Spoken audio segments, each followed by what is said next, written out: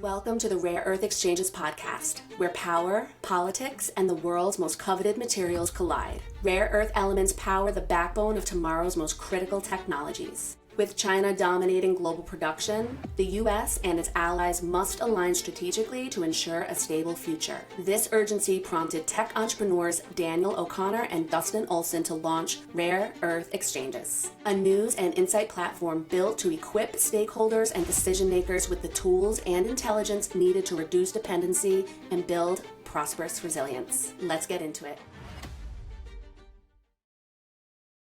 Hey everyone, welcome to the Rare Earth Exchanges podcast. I'm your host, Dustin, of course, joined by my co-host, Daniel. And our guest today is Tricia Yeoh, who has honestly quite a few titles, but is the director of the Asian Institute for Policy and Engagement at the University of Nottingham, Malaysia, and several others. Tricia, welcome to the show. How are you doing? I'm good, thank you. Thank you so much for inviting me. It's good to be here. Absolutely. So Tricia, we actually reported on a piece that you had put together, and we were very intrigued by it and wanted you here on the show. But before we dive into some of those details, I think it would be good for our audience here to learn just a bit more about you and the work that is exciting to you in your career right now. Sure, yeah, happy to share. I, as you mentioned, have a couple of hats, but the main thing that I do at the School of Politics, International Relations and Economics is I teach comparative politics and political economy. My own research covers Malaysia, so I look pretty much at federalism, federal-state relations, the kind of policy ecosystem in Malaysia. And with my public policy background, because I was heading a national think tank for some years as well, I have another foot in the public policy realm of things. So the public policy world, ranges from anywhere from governance to human rights to economics, trade, and so on.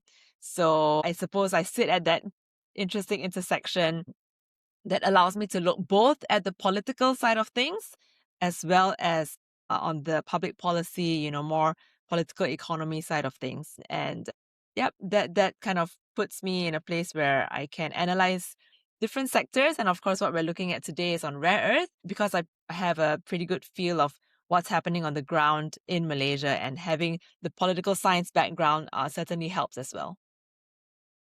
Awesome. There's a lot going on in Malaysia, and we definitely want to dive into that for sure. A lot has happened in even just the last week. Before we do get into that, I want to first talk about the piece that you wrote, your ambition without alignment and managing Malaysia's rare earth value chain, which is a pretty pointed diagnosis of where Malaysia stands. Can you just give us a quick summary of kind of its main thesis point there? Yeah, sure.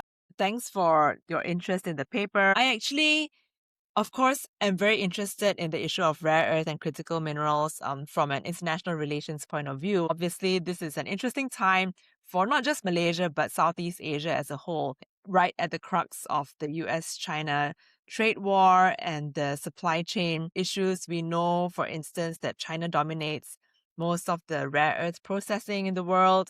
And how I got interested in it was precisely because of my interest in federal-state relations, where there is a divide between the jurisdiction that state governments have in Malaysia as well as the federal government. And so I approached it firstly from that angle, but I also realized that I could not restrict the analysis just to the conflict between federal and state governments. And eventually it also went into issues of the environment and slightly into Malaysia's own policy of doing the rare earth ban, the ban on raw rare earth, and why that particular title, Ambition Without Alignment. So yeah, that's the paper over here, nice and bright red, was essentially the thesis of it is that Malaysia has these huge ambitions, right, of wanting to develop the rare earth value chain, not just on the upstream, but from the midstream to the downstream. But despite these ambitions, there are several different policy, let's say, bottlenecks that seem to be hampering or slowing down or even restricting the possibility of Malaysia's intention and ambitions in developing this industry. And then, of course, then the paper talks about what these bottlenecks and what the policy challenges really are. And unless these bottlenecks are addressed with, sheer determination, with policy coordination across the different stakeholders, unfortunately, I'm not sure whether we would be able to see ourselves developing that midstream and downstream sector in the next few years. But I mean, having said that, as you mentioned at the start, this has been an interesting time in Malaysia where there are a lot of interests. Different parties have been coming in to speak to different players at the state level. So it will be interesting to see whether this provides the impetus necessary to have all the actors coordinate better together. Tricia, first of all, I want to commend you on the paper. We were honored to be able to write about it. Thought it was really brilliant in how you looked at this complex set of factors and forces and sort of delineate and break down and make it easier to understand. Could you, at a high level first, give us a brief tour of Malaysia in terms of laws and land use? So are things regulated at the federal level, at the state level? We hear conflicting points. So could you maybe just, cliff notes, high level overview, educate the audience how land is governed in Malaysia? Sure. Okay, so Malaysia is a federation and it's similar to the US in some way, except that it is very highly centralized. So if in the US, your different states have the right to govern things like healthcare, education, and so on, that's not the case in Malaysia. So despite the fact that we have 13 different states, most of high-level policy and directives and so on are actually dictated at the federal level. So the states, up to this point, like most of the scholars would say that we're highly centralized and the states actually are left with very little. However, when it comes to things like land, right, natural resources, and religion as well, religion and local government, that's what states control. Now, because rare earth is something that involves land, so things like land, mining, state governments control land mining and would also control the licenses when it comes to exploration. Any mining contracts, states would control. States also have the power to determine royalties. So they could, in theory, negotiate different royalty rates with industry that comes in. The federal level, so it may sound like the state controls everything, but the federal government actually controls a whole other set of important things like import and export licenses. It would look at, safety and security of radioactive material. It would also control things like policy at the national level, at the larger level. So because of this, one would say that in the past, when Malaysia had a dominant party, where you had the federal and state governments mostly aligned under the same political coalition, that was very easy. But because in the last few years, we have also seen a significant level of political fragmentation that we've not seen in the past, where state governments are asserting their rights a lot more forcefully now. State elections are also being held separately from the federal elections. And importantly, state coalitions are also different at the state level and at the federal level. So, I mean, this background and context is very important because states now feel more empowered to negotiate on their own.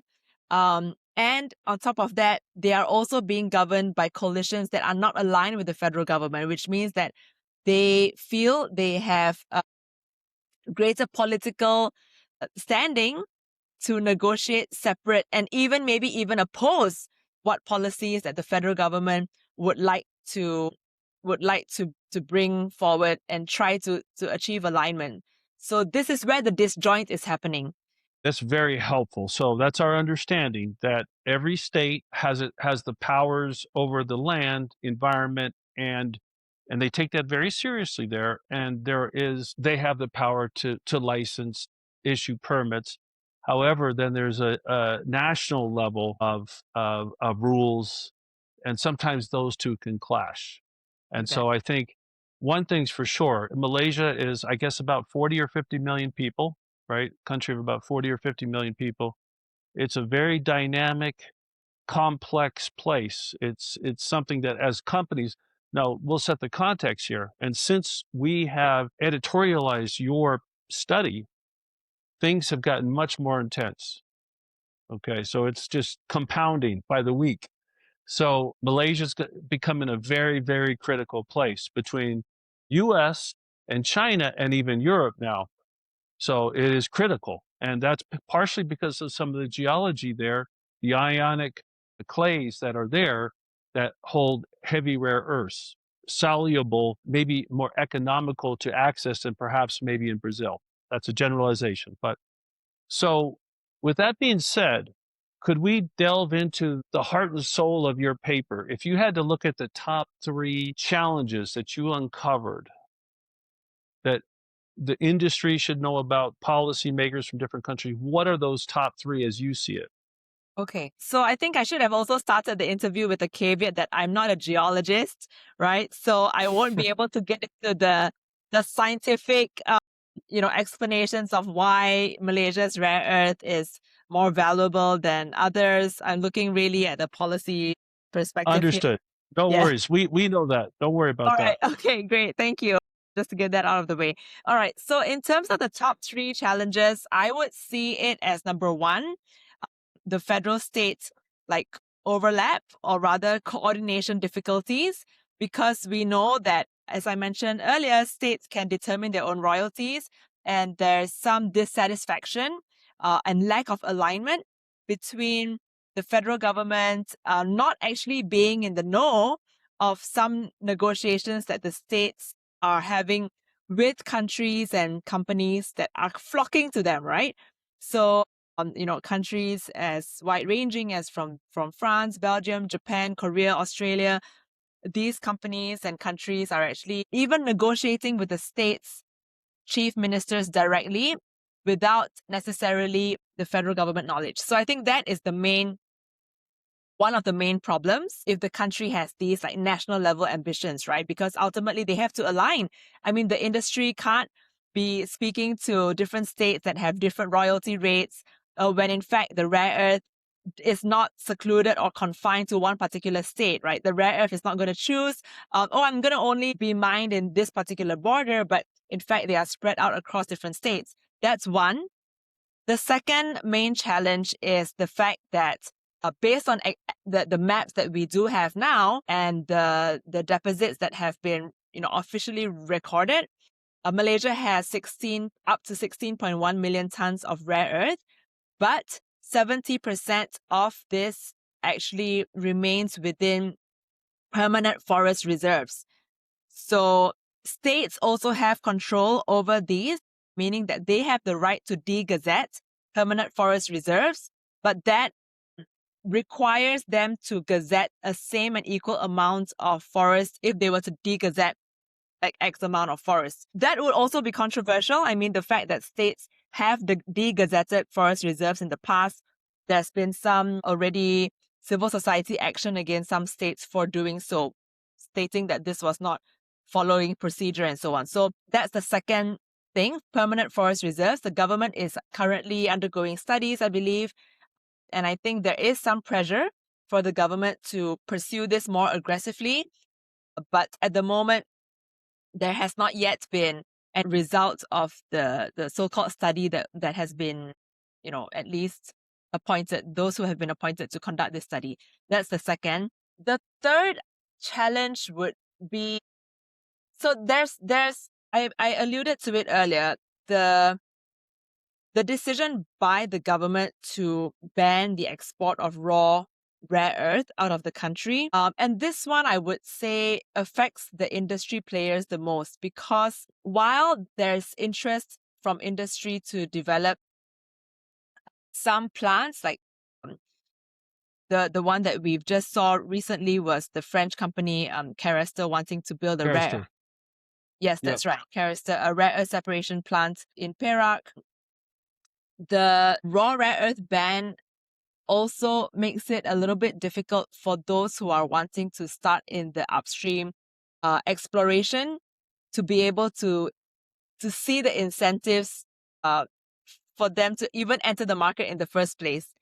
Because, they would still need a lot of upfront costs to do the exploration. And if they're not able to export that yet, I think there seems to be a gap, right, between the potentially time lag between explorers wanting to come in on the upstream and then being able to have the incentives necessary for them to export. But they can't do the exports at the moment, but how they would then develop the industry quickly enough so that they could already liaise with the partners in the downstream. So I would see, those would be the three main challenges at the moment.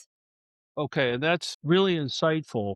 And I can totally see that. These three, and there's more, are creating conflicts that make the future very highly uncertain. And so if you think about the latter point, that the ban on exports makes it such that it disincentivizes the exploration upstream, to your point, which you need to find new deposits. One thing we won't get into today, but we've covered, is the illicit mining that's happening. There's dozens of illicit mines that happen in Malaysia. I think they've cracked down on it. But now, if we look at these conflicts, how confident are you, or how do the government come together at the federal level and at the state level, different states, and there's many different states? Is there a forum or a mechanism in Malaysia for these groups to come together and work through using policy to perhaps rationalize and transcend the current conflicts? Right. So there are only 3 different official institutional platforms where federal and state governments come together to discuss issues. These would be the National Finance Council, the National Land Council, and the National Council on Local Government. So the one that is of greatest interest to us would be the National Land Council. However, that's still very broad and overarching. It's too general, and they don't meet that many times a year. So if you really wanted to bring forward an issue as important and as central as rare earth, then in fact, one would propose that there should be another council set up that deals with something like this, or even a national office of rare earth that should be set up. Because, you're looking at these ambitious goals, right, that the country has set for itself, but yet you don't have a corresponding institutional setup to manage that. So what we do have is we have a Department of Minerals and Geosciences that sits within the Ministry of Natural Resources and Environmental Sustainability. But this department is covering all minerals, not just rare earth.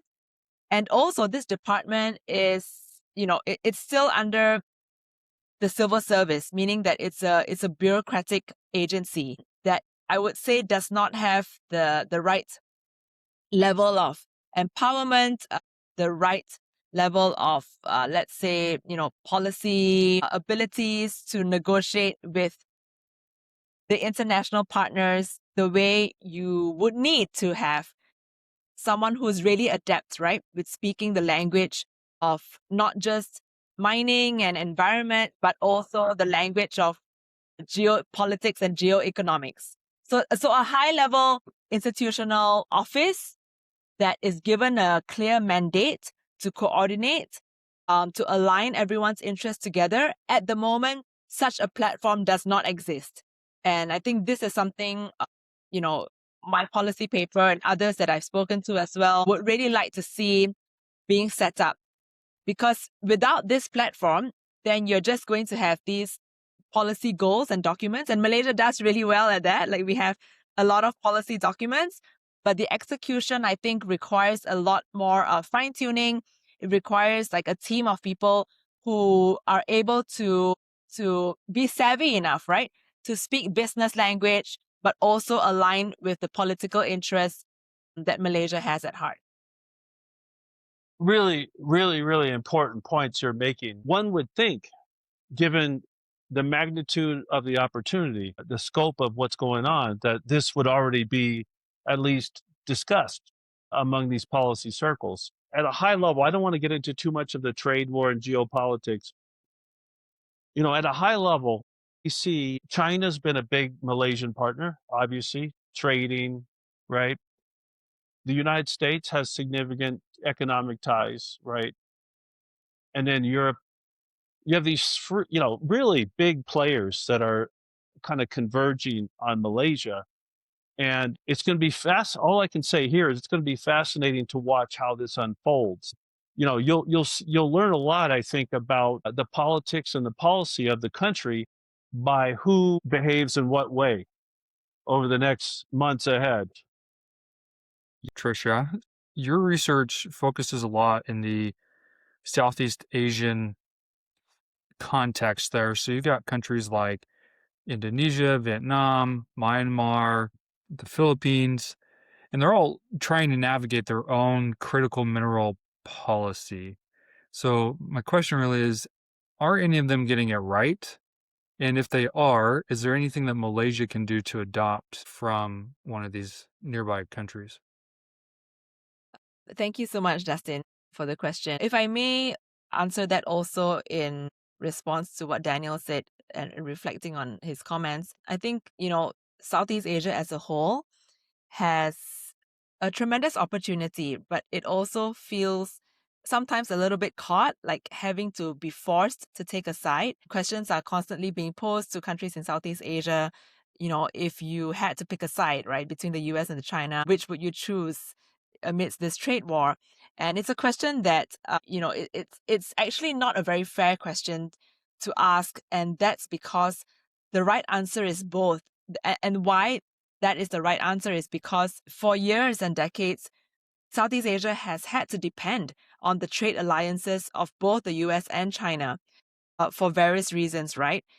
Whether it's because our supply chain is already so deeply integrated with that of China, and because the US is just a really important export market. If you look at Malaysia's numbers alone, when it comes to exports, it's always China and the US and maybe ASEAN itself, and then of course Europe that vie for the top positions, and it's interchangeable.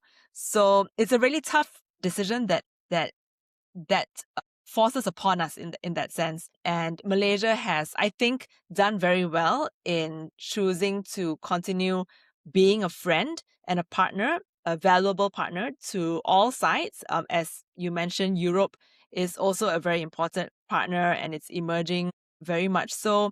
So with the US, China, and Europe, we would want to, I think, hedge our bets as much as possible as there's the intensification of this great power competition. Now, specifically to your question, Dustin, I think that looking at our neighbors, I can't say that any one of our neighboring countries has got it entirely right yet. I think we're still navigating, and also I would say like reeling perhaps from the consequences of not just the US-China trade war, but the other two major incidences over the last few years. One is the Russia-Ukraine war, and the other is what's happened in the Straits of Hormuz, right? The closure of that. So countries are really grappling with the after shocks of these major events. And you speak about Myanmar. I think the lessons that we're also learning from Myanmar is that domestic conflict really can hamper and damage any national economic ambitions that a country has. And that's something we need to really learn from, actually, as a lesson in point. The states that actually have the highest percentage of rare earth deposits in Malaysia are also states that happen to be controlled by the opposition party, which is the Islamic Party. And that coalition is gaining in strength in Malaysia.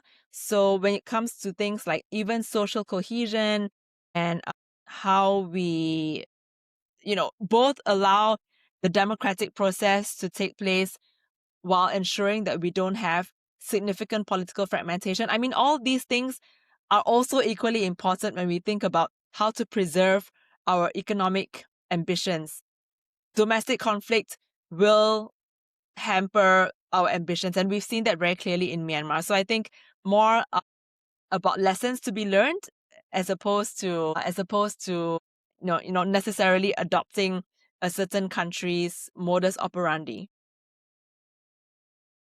I think that's an important point that you make, and I just want to acknowledge, Tricia, totally understand and agree with what you were saying, that Southeast Asia has evolved in these bigger economies, and it's trying to find its way. And I agree with you. I think Malaysia's done a great job, as well as other Southeast Asian countries. Something to think about, and I don't know if we can answer it here, but the current situation that Malaysia faces in terms of these different powers and authorities and different interests, it might be interesting to look at other countries, whatever part of the world had some kind of similar dynamic, and how did they sort of transition and transcend. Because understand, we have some same challenges over here.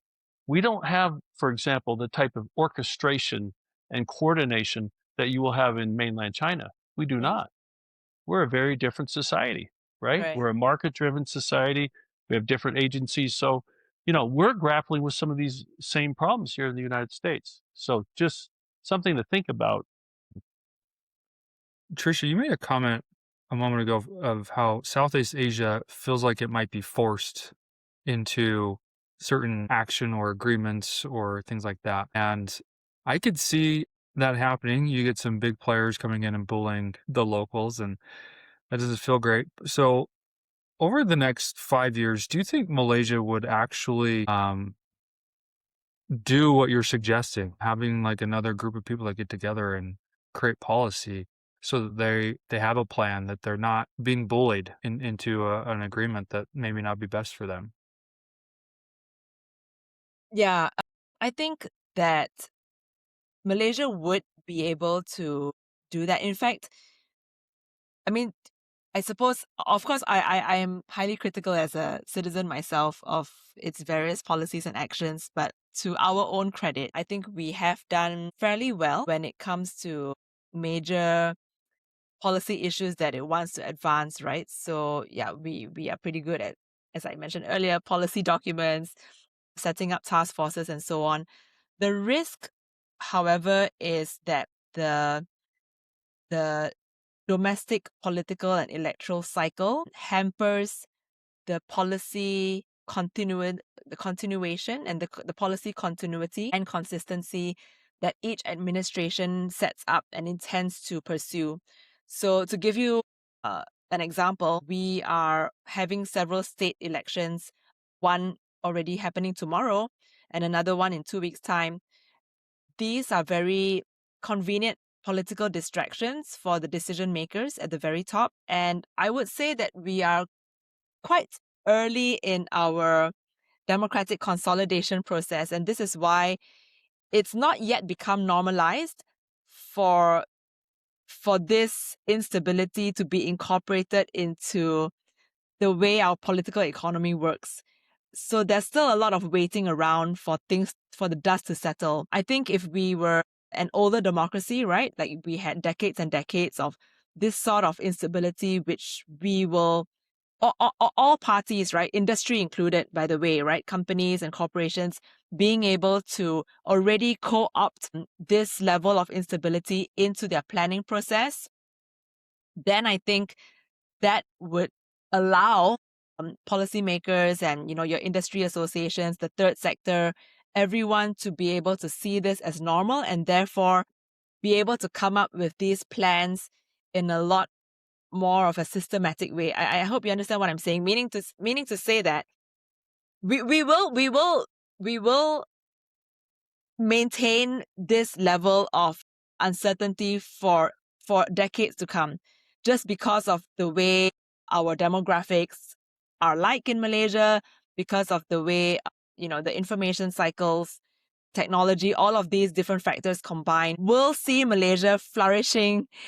And this is precisely what we need to be comfortable with, right? That instability is incorporated into our planning. So once we get to that stage where we are comfortable with that cycle, then I think it will be therefore possible for the different stakeholders to say, let's plan despite the uncertainty. So not necessarily having to wait around for the one single dominant party alignment between federal and state governments. Only then can we put our act together for rare earth development in the future. So the other thing that we also need to be able to normalize is not having long-term 10-year plans. Malaysia has these 5-year economic development plans, and we have become used to that. So we would want to see like a 5-year, rare earth plan. In fact, we have those sorts of documents. But what I'm saying is that I think we also need to be able to adapt quickly enough and form these, coalitions, and whether it's task forces or, as I mentioned, like a rare earth office that are able to be formed quickly, adapt to the changing environments more quickly, and not have to wait for everything to settle and align. Like you can't, I think the days of waiting for the stars to align completely in order to make plans, like that's pretty much over. We need to be able to deal with things in a shorter life cycle, and at the same time planning for something as complex as the rare earth industry, right? Because obviously, when you're talking about developing midstream and downstream, this involves multiple parties. This involves a huge amount of funding, a huge amount of coordination. So can we do these things at the same time? I think is really the challenge of our policymakers today. But I think if we get the right set of people who are dynamic enough, who can see what the policy environment will look like, how these shifts can actually impact us, and we can become that place, right? The central part of Southeast Asia where it really is critical, because obviously we know about how critical these supplies are for the rest of different medical industries and so on. So the long, very, very long answer to your question is I think yes, we can, but we have to get comfortable with all of these multiple changes.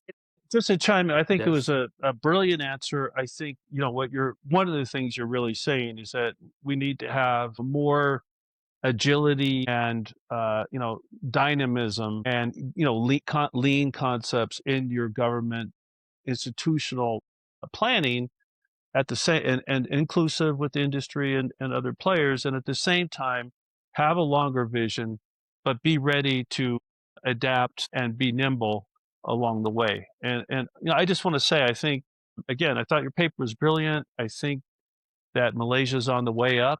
I think it's a very big time now. So I'm hoping when this is published out there and playing that, policymakers watch it. They definitely come into the Rare Earth Exchange's website. I assure you of that. So yeah, it's an exciting time for Malaysia. Dustin, any last minute thoughts? No, honestly, Daniel, I think you summarized Tricia's thoughts really well. Just the willingness to be nimble. It seems like it'll go a long way. I just have one final thing Yeah. to say, which we didn't actually cover during the podcast, is that our policy implementation and regulation also needs to be done very well, because obviously there's going to be a lot of issues around the environmental impact. And we know that in the past, and I will say this, right, that Malaysia's history when it comes to rare earth, people will remember that there was an incident in the past in a place called Bukit Merah, where the consequences of rare earth mining there were quite severe and detrimental to the community. So it's because of these historical incidents that we need to even be more careful. And you mentioned, Daniel, the fact that we also have illegal mining here. So I think enforcement is going to be really important. The regulatory environment needs to assure the public that it is possible for mining to be safe, but the enforcement agencies also need to establish themselves as consistent, right? And this again comes back to the very thing we started off with, which is the enforcement agencies from the federal and state governments need to coordinate and ensure that they're working together. Well said. Well said. Tricia, your passion for this topic comes through so clear, and it's been a pleasure to chat with you today and learn about what's going on in Malaysia and ways that it can improve to make the most of its opportunity. So hopefully we get more of your insights through rare earth exchanges in the future. I think it'd be great to see that perspective more and more. In the meantime, thank you for being here. It's been great. All right. Thank you Thank so you. much. Thank you for the interview. All the best to your work. Thanks.